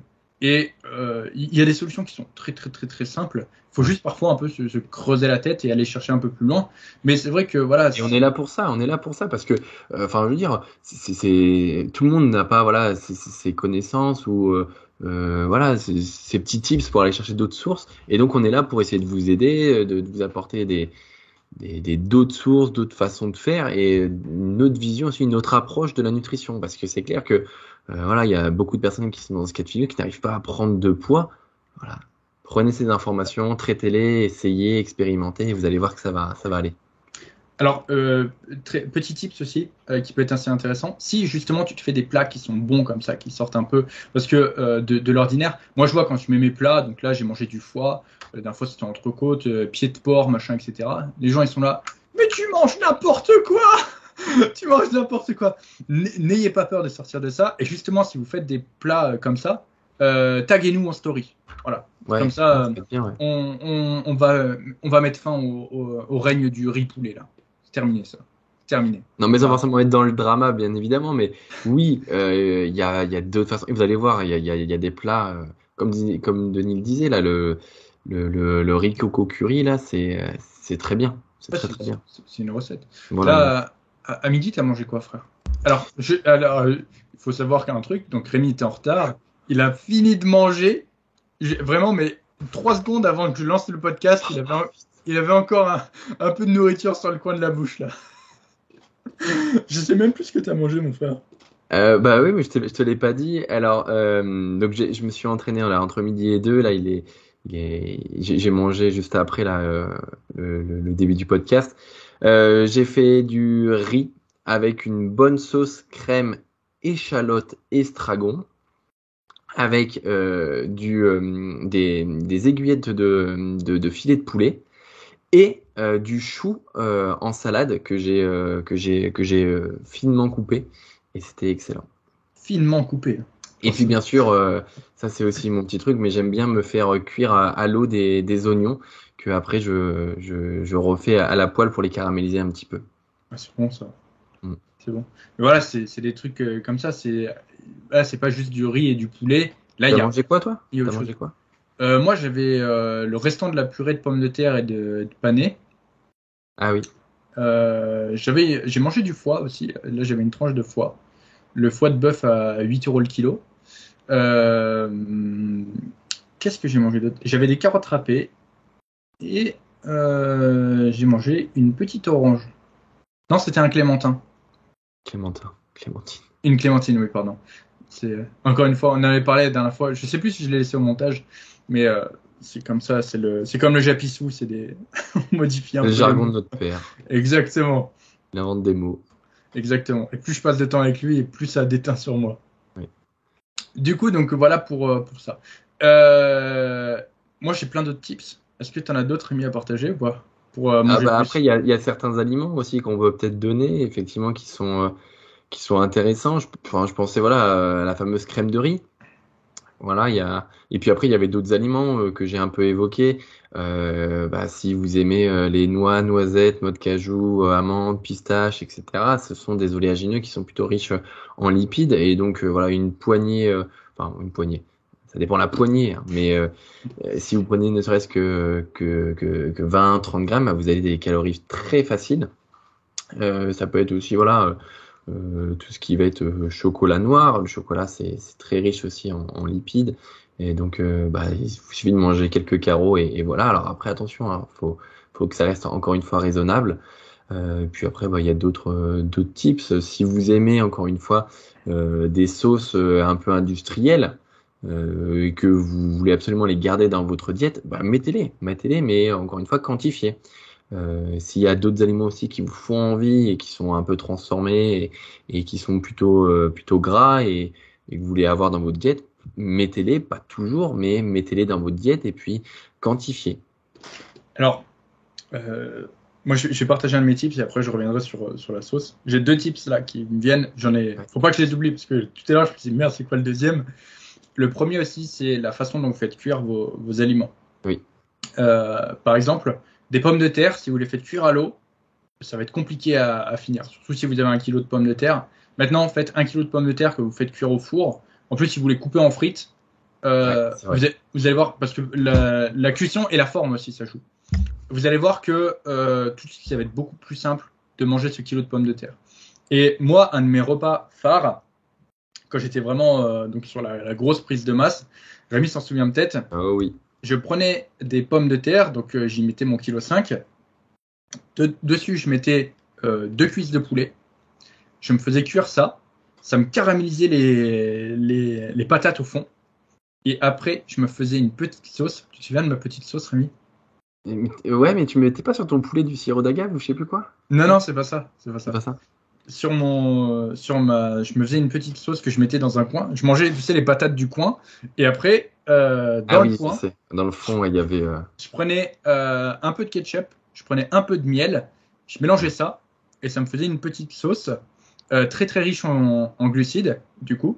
Et avec mes patates et mon poulet, là, je trempais ça dedans, et je te mangeais ça. C'était un pur délice. Et je mangeais ça, ouais, peut-être. J'abusais, je crois, j'étais à 3-4 fois dans la semaine, tellement c'était bon. Alors là, en termes de calories, oh, c'était énorme. J'ai même plus les chiffres, mais c'est sûr, c'était à plus de 2000. Et ça, c'était du repas costaud, hein. C'était du repas costaud.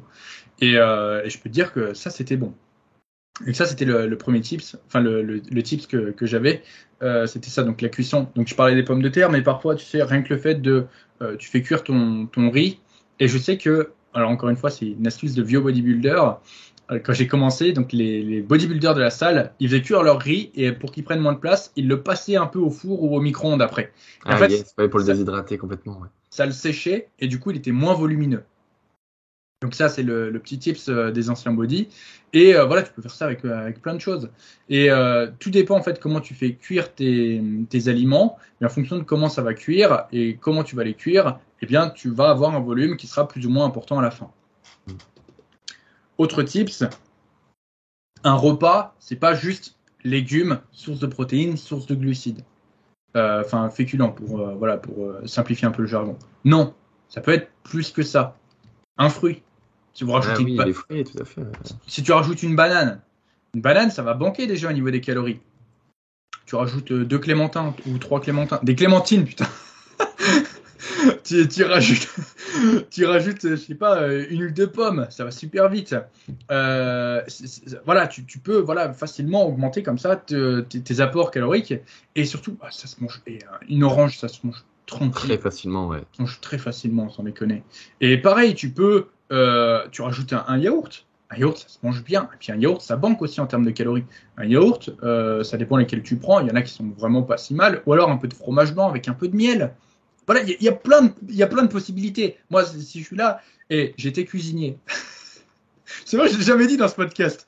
J'étais cuisinier pendant un petit moment. Je peux te dire que t'inquiète pas. Moi, je t'en dis des listes de repas et d'idées de plats, mais il faut juste aller chercher plus loin que le bout de son nez. Et tu vas voir que tu vas trouver plein de choses. Et justement, troisième tips qui vient de me rajouter, et je pense que j'en oublie plein, mais varier les textures. Varier les textures. Petite question. Qu'est-ce qui fait que au resto chinois, on peut toujours manger énormément? Ou alors, d'où vient le proverbe « on a toujours de la place pour le dessert » Eh bien, en fait, honnêtement, on a tous déjà fait, tu sais, un repas de famille. Oui. Tu te pètes le bide, et là, il y a le dessert qui arrive, et d'un coup, tu sais, tu as le second estomac qui s'ouvre, et tu peux manger plus. Eh bien, en Il y a fait, toujours de la place. c'est ça. Ça vient d'où? Ça vient du changement de texture. Le changement de texture, c'est quelque chose de très puissant. Et c'est pour ça que je dis manger des desserts, manger des fruits, etc. Pourquoi? Parce que ça va changer de la texture que tu avais l'habitude de manger jusqu'ici. Honnêtement, essaye de te faire un repas. Tu te fais un repas carottes râpées, riz, poulet, sec. Bah, je peux te dire que tu vas avoir du mal à le manger. Maintenant, honnêtement, tu peux te faire tes carottes râpées. Derrière, tu te fais ton riz et ton poulet avec une sauce comme on a parlé précédemment. Ensuite, tu te fais un petit fromage blanc avec, je sais pas, un peu de miel, et ensuite une compote ou un fruit. Eh bien, tu vas voir qu'en fait, à chaque fois que tu changes de partie de ton repas, eh bien, tu changes la texture avec. Et là, tout de suite, c'est très, très, très facile de manger. Et c'est le principe du resto chinois. Pourquoi tu peux manger beaucoup? Parce que tu vas commencer, tu vas prendre des sushis.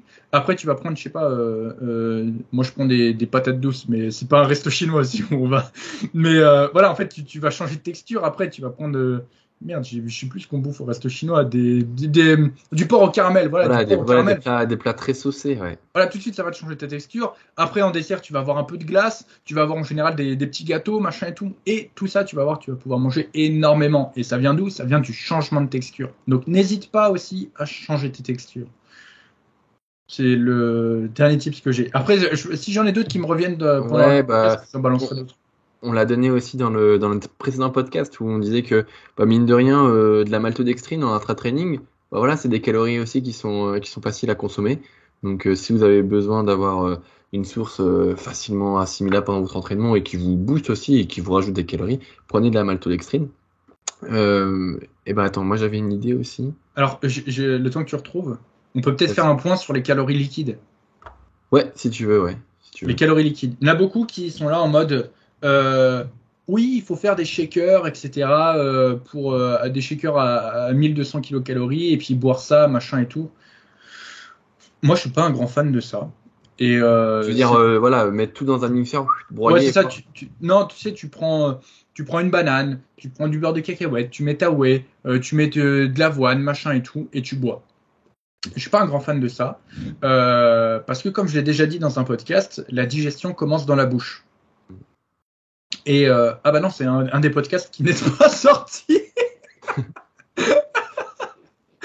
Mais du coup, effectivement, pour faire un rapide tips, la digestion commence dans la bouche. Et ce qui fait que si tu ne mâches pas tes aliments, que du coup ça passe très rapidement au final directement dans ton estomac, tu vas avoir des difficultés à le digérer. Ouais. Et voilà, si tu prends un shaker, je pense que si tu as déjà fait ça, je pense que tu as déjà connu le petit run aux toilettes quelques minutes après. Parce que ça se passe en général pas très bien, ou alors le mal de bide, ou alors voilà, tu restes un peu sur le ventre, tu pètes. Exactement, tu fais que péter, tu te sens pas bien. Ça vient de là.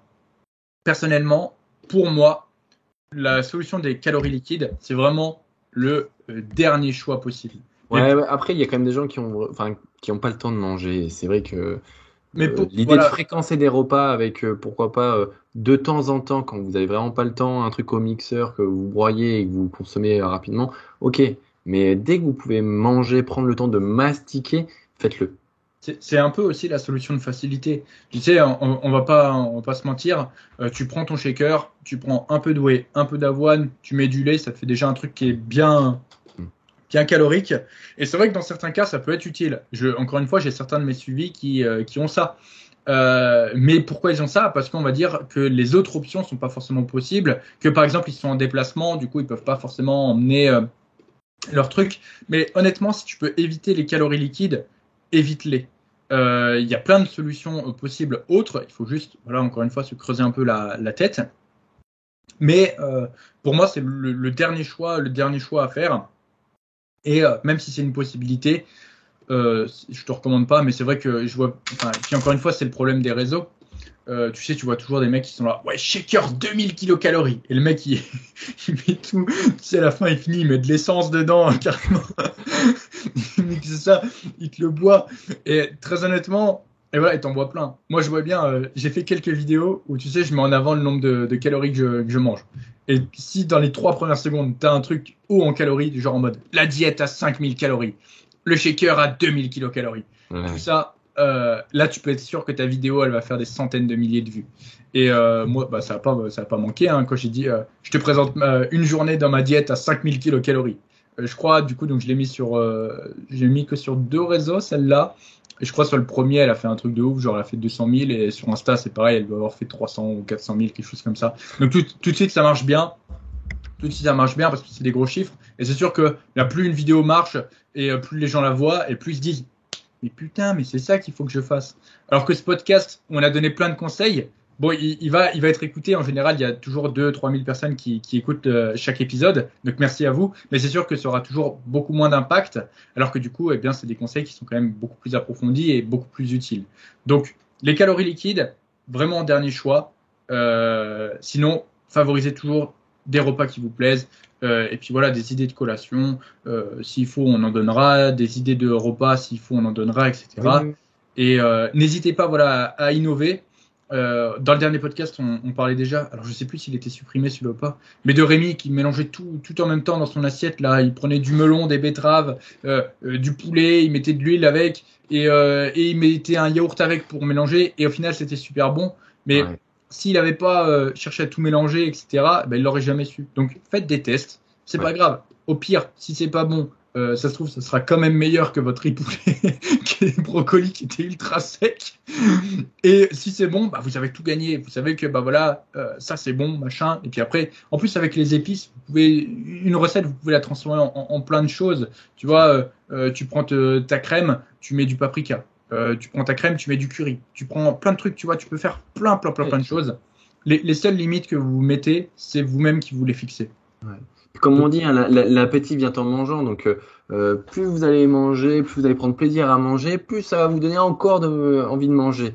Donc voilà, faites des plats en sauce, testez avec des épices, comme disait Denis, avec de la crème fraîche, pourquoi pas un yaourt pour faire vos sauces, etc. Que ce soit les épices ou les herbes aussi, les plantes aromatiques. Des fois, c'est vraiment très puissant et vous allez vous y retrouver. C'est une évidence.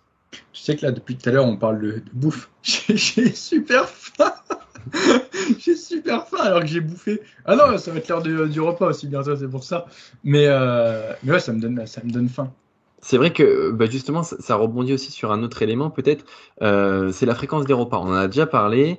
C'est vrai que certains ont parfois du mal, je dis pas tout le monde, mais certains ont du mal à manger des gros repas. Alors avec Denis, on l'avait déjà présenté qu'on préférait avoir des gros repas bien construits avec un bon saladier où on prend le temps de manger.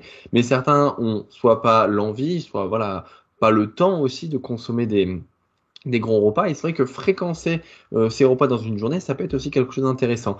Si vous vous levez tôt, vous vous couchez tard, voilà, que vous avez une grosse amplitude horaire, ben voilà, essayez de multiplier, pourquoi pas, vos repas. Je dis pas que ça va à tout le monde, mais c'est une façon encore de faire pour essayer d'avoir son total calorique à la journée. Ouais, ça dépend. Mais quand même, par expérience, les gens qui fréquentent trop, ils ont tendance toujours, tu vois, à avoir au final un dégoût un peu pour l'alimentation. Mm. Et tu vois, si tu fais 6-7 repas sur ta journée, clairement, c'est une corvée pour toi, c'est une grosse contrainte aussi au niveau de l'organisation. Ouais. Alors que très honnêtement, si tu fais par exemple moins de repas, que tu es genre à 4 repas, c'est ce que je fais personnellement. Ouais, c'est ce que je fais aussi, mais il Tu y en a vois, qui aiment bien avoir une petite collation en plus dans la matinée parce que ils se lèvent très tôt et que oui, bon mais bah voilà, le repas du midi est un peu loin, donc c'est une façon de faire aussi, ouais. ça dépend. Après, voilà, 4-5, ça passe. Mais je Mm. sais que par exemple, moi, 4, et là, j'en suis la preuve avec ce que j'ai dit précédemment, bah là, c'est l'heure de mon prochain repas, j'ai la dalle. Et pourtant, j'ai bien mangé tout à l'heure à midi. Mm. Donc voilà, il y en a beaucoup qui n'ont carrément plus de la sensation de faim pendant leur surplus calorique. Mais fais-toi des bons plats, vraiment fais-toi des bons plats. Intéresse-toi à ça. Il n'y a pas besoin d'être un gros cuisinier, tu vois. Moi, j'ai mon assistante de cuisine Brigitte qui m'aide beaucoup. Et très honnêtement, ça me prend mais littéralement 2 secondes. Le plus long, c'est d'éplucher les légumes et Mm. d'éplucher les pommes de terre. Et voilà quoi. En général, je me mets, ça me prend quoi, les 30 minutes. 30 minutes, j'écoute un podcast et puis voilà, ça me fait mon temps de cuisine et puis c'est parfait quoi. Mm. Donc voilà, je pense qu'on a fait un peu le tour. Si on a d'autres tips qui viennent, bon bah c'est pas le dernier podcast, hein, on pourra toujours en donner d'autres. Oui. Mais déjà voilà, il y a pas mal, on a peut-être passé 1 heure sur la question, 1 heure j'abuse peut-être un peu, mais on a passé quand même pas mal de temps déjà sur cette question. Et je pense que si tu as du mal à manger et que tu as toujours du mal à manger après tous les conseils qu'on t'a donnés, il y a peut-être qu'il y a un problème ailleurs quelque part. Donc on change de question. Mon frère, je vois que le podcast il commence déjà à être un peu long. Euh, Ça dépend. On a fait quoi? On a fait 3 questions là. Non, on a fait 2. 2. Ah oui, 2. Voilà. 2. Bah on peut en faire une troisième. On a fait une troisième, mais j'ai annoncé 5 questions au début. Au pire, je les retirerai au montage. C'est Oui, pas si grave. tu veux, sinon on essaie de faire les 5. Nouvelle interruption du podcast pour te dire que finalement, eh bien, on n'a pas continué les questions. Enfin, en réalité, on a continué les questions. On en a fait une sur un comparatif entre les machines Technogym et Matrix. Sauf que, eh bien, ce qui s'est passé, c'est que on n'avait pas d'image pour illustrer et que nous, on connaît bien les machines, donc on les appelait par leur nom, mais ça aurait été trop compliqué de suivre le fil. Du coup, on a décidé eh bien, de faire autrement et on refera très certainement cette partie un peu autrement, peut-être en live ou on verra. Mais voilà du coup pourquoi le podcast avec 2 questions, même si c'était 2 grosses questions. Je pense qu'on va peut-être mettre fin au podcast, mon frère, Oui, ça marche, mon dodo. parce que du coup j'ai faim. J'ai très Je faim. vois, tu gigotes. Ouais, j'ai très faim là. Il faut que j'aille manger. Faut que j'aille manger. C'est l'appel des calories. C'est l'appel des calories. Là, j'ai mes petits yeux qui disent mangez-moi, mangez-moi, mangez-moi. En tout cas, eh bien écoutez, merci de nous avoir écoutés. Rémi, c'est le moment où tu dis voilà une petite phrase pour le référencement. Rémi, tu es chargé du référencement. Oh, salaud. On a abordé du coup la notion de chauffement, on a abordé la notion de manger plus, mais du coup manger bien. N'hésitez pas à nous partager un petit peu vos petits tips parce que certains du coup aussi sont experts du surplus calorique, donc n'hésitez pas à nous partager pourquoi pas des petites astuces pour manger sainement toujours, mais plus facilement. Donc on attend voilà vos commentaires là-dessus. Putain, t'as bien rebondi, frère, parce que Oui. je t'avais vraiment mis dans la merde. Là. Ouais. Je t'ai jeté dans la fosse au lion en mode vas-y, débrouille-toi. Pas de problème. En tout cas, voilà, J'accepte. partagez-nous vos petits tips aussi pour augmenter un peu plus facilement vos calories, vous, de votre côté. Mm. Et puis en tout cas, on vous remercie pour eh bien, votre écoute du Zéro RR podcast et votre fidélité aussi, parce qu'en général, eh bien, la plupart des gens, si tu écoutes cet épisode, c'est que tu as en général écouté ceux d'avant. Donc on vous remercie tous pour ça et on vous dit à très bientôt dans le prochain épisode du Zéro RR podcast. À bientôt.